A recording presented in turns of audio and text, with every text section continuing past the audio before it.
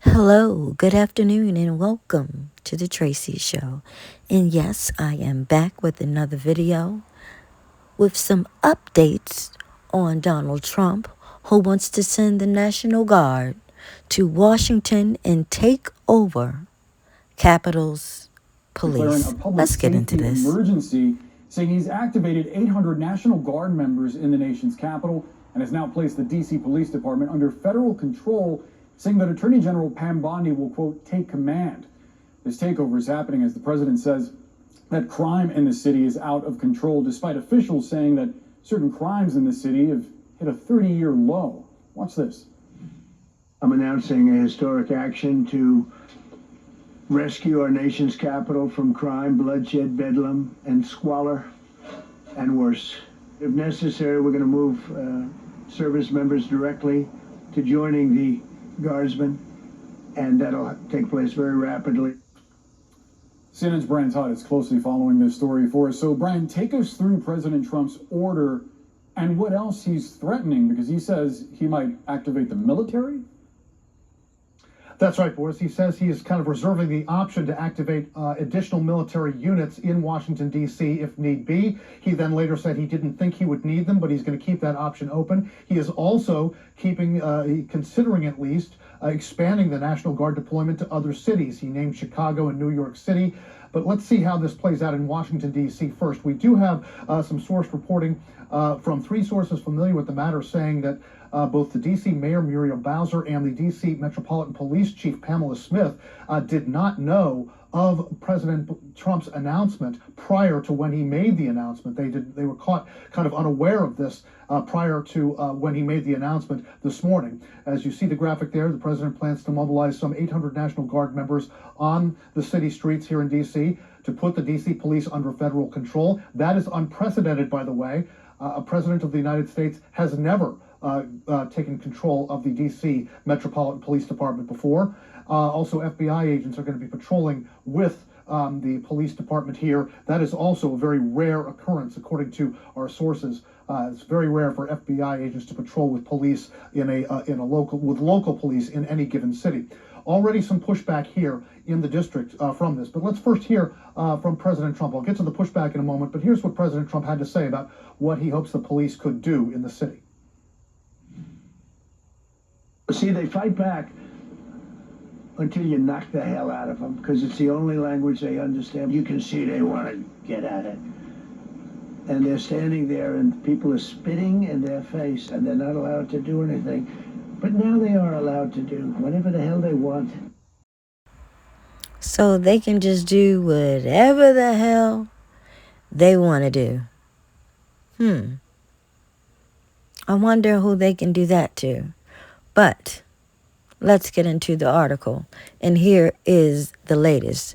President Trump significantly escalated his efforts to exert federal authority over the nation's capital today, saying that he was temporarily taking control of city's police department and deploying 800 National Guard troops to fight crime there, despite crime is the lowest it's ever been.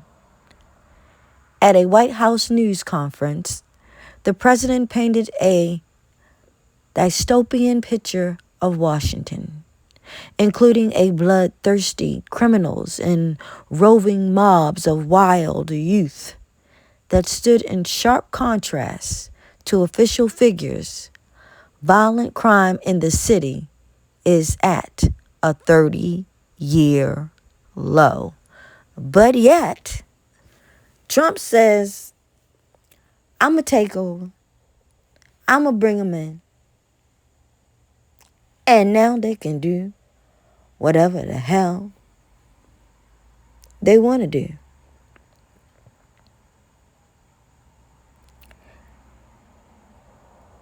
If you don't see the sickness in this man right here, again, I will certainly tell you that something has got to be wrong with you. While acknowledging that the Attorney General of the District of Columbia was exploring a possible legal response. Mayor Muriel Bowser of Washington said the plain language of the District of Columbia Home Rule Act gave the president power that he's using to take over the police temporarily. Chief Pamela Smith of the Metropolitan Police is also adopting a cooperative tone in her comments in the news media. We have a responsibility to support the executive order, and one of the roles I have to ensure that we work very collaboratively with our federal partners, she said, adding that she has already started consulting with federal partners to identify parts of the city where they can work together to reduce crime. I wonder what parts of the city they're talking about. What parts of the city do you think all of this will be happening?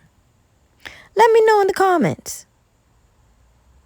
Let me know in the comments which parts of the city do you think this will all be going down? I think I know. You let me know in the comments. And don't forget to like, share, and subscribe. Goal is 300 by the end of the month.